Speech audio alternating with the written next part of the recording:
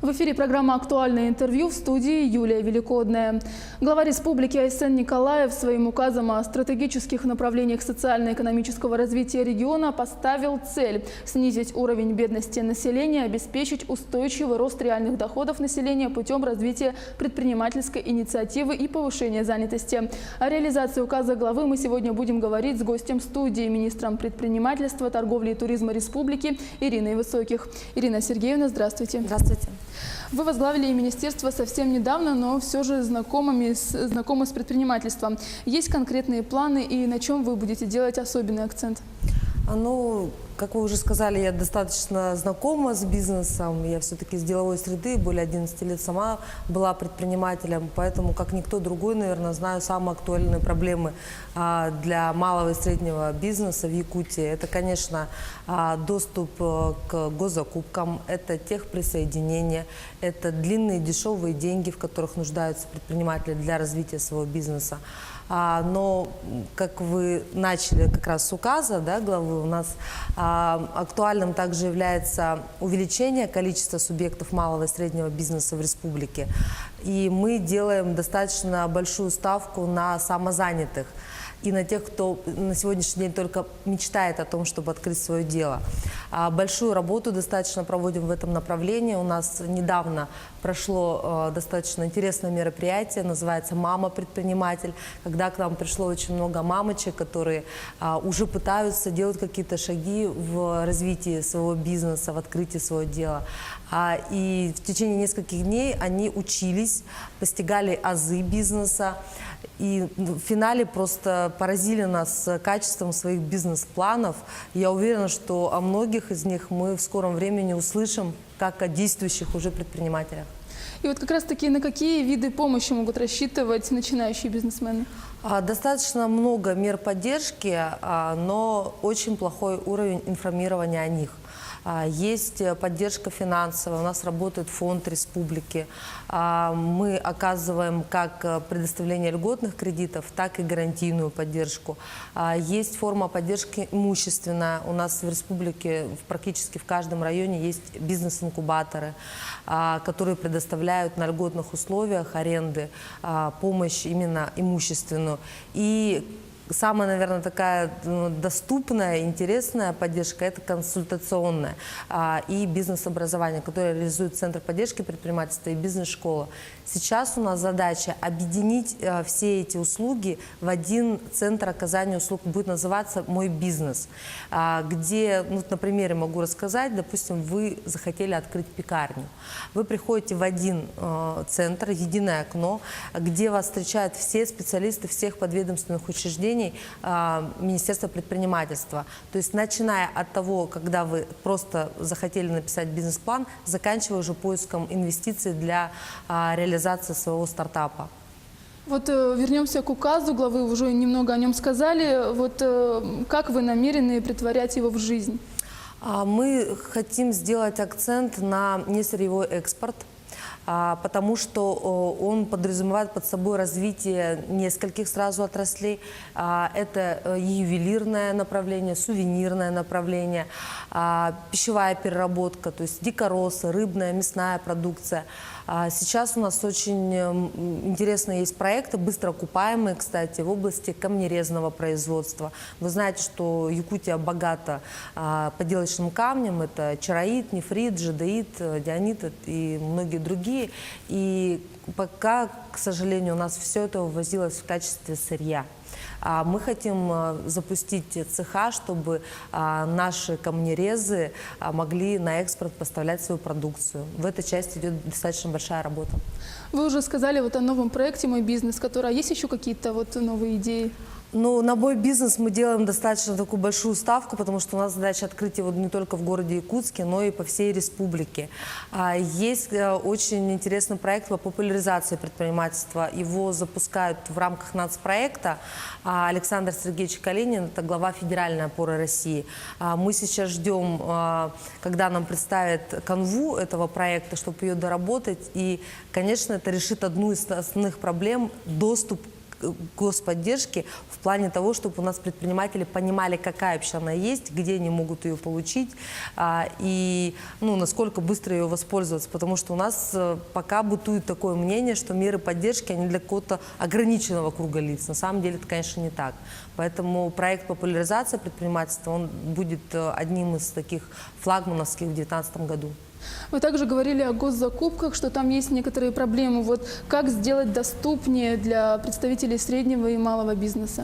Для начала мы хотим, конечно, создать диалог между крупными госзаказчиками и малым и средним бизнесом. Там тоже очень много недопонимания на сегодняшний день с обеих сторон, но желание такого огромного принять наш малый бизнес и дать ему госзаказ мы до сих пор не видели. Но 8 ноября у нас очень много госзаказчиков, крупных госкомпаний изъявили желание принять участие в семинаре, который мы проводим 8 ноября в медиацентре на Орджоникидзе 31.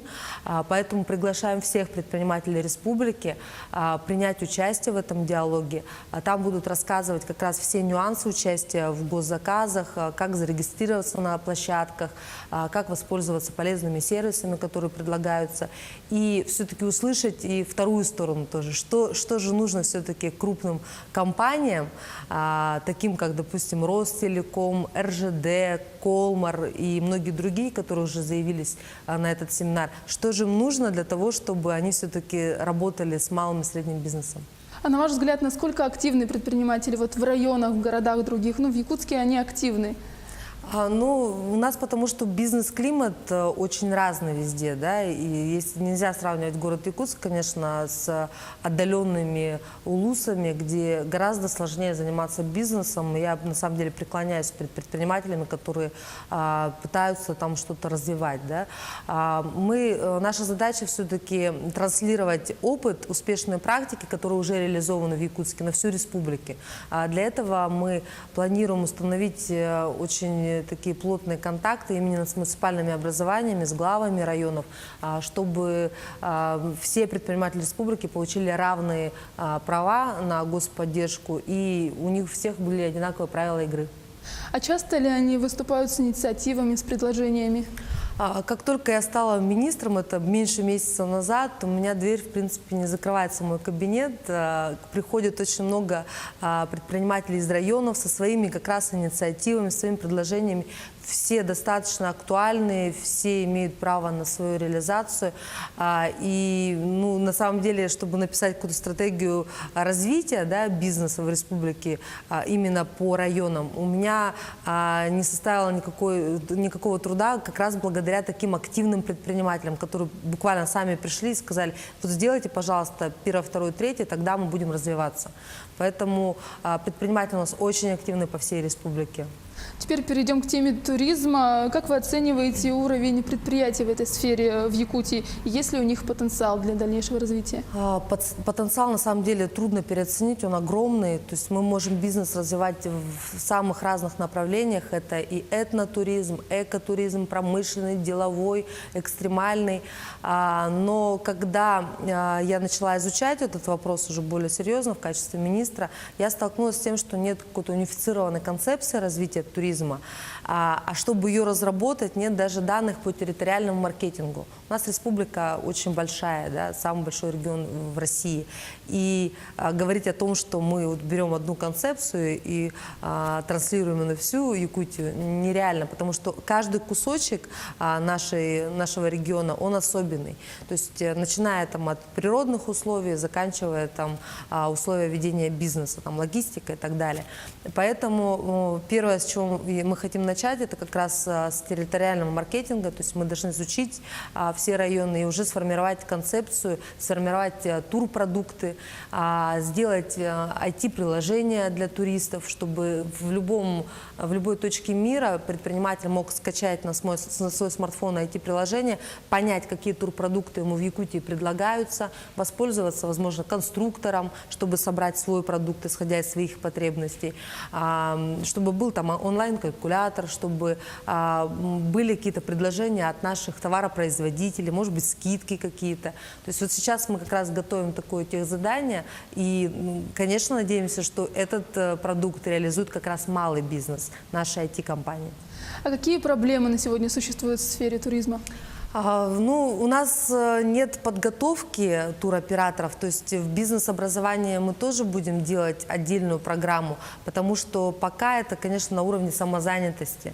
То есть у нас нету какого-то пула туроператоров, которые действительно готовы вот здесь и сейчас реализовать концепцию, которую мы, допустим, предоставим.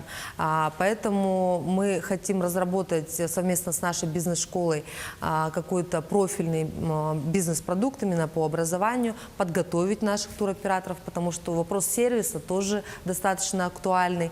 Одно дело привести сюда туриста, а другое дело обеспечить ему тот достойный уровень сервиса, чтобы он захотел к нам вернуться и рассказал в своих странах, да, в своих регионах о Якутии так, чтобы к нам обеспечить достаточно серьезный турпоток. А планируете ли какие-то масштабные туристические мероприятия? У нас есть идея достаточно такая интересная. У нас, вы знаете, что многие сравнивают Ленские столбы со стеной из «Игр престола». Мы уже разговаривали в постпрессе, вот я недавно была там в командировке, о том, чтобы хорошо бы переговорить, конечно, я боюсь, конечно, замахиваться на Голливуд, но хотя бы с теми актерами, которые там снимались, вот, допустим, господин Колокольников, актер, который снимался в «Играх престола», он, возможно, станет как раз той ниточкой, чтобы вот наш этот креативную индустрию, наш туризм, наши «Игры престола» забрендировать таким образом, чтобы фанаты этого сериала со всего мира захотели к нам приехать. Я думаю, что эта история вполне реализуемая, мы скоро это сделаем. А что вы можете посоветовать тем, кто только собирается начать свой бизнес? Оценить свои силы прежде всего, понять, готовы ли идти на риск, готовы ли к взлетам, к падениям, готовы ли постоянно развиваться, потому что первые 2-3 года придется жить только своим делом, забывая о многих таких наших житейских радостях. Поэтому если предприниматель будущий, потенциальный, готов на это, конечно, двери нашего министерства для него всегда открыты, и мы всегда готовы помочь. Ирина Сергеевна, спасибо за беседу, что пришли к нам в студию. Я напомню, вы смотрели программу «Актуальное интервью». Оставайтесь с нами.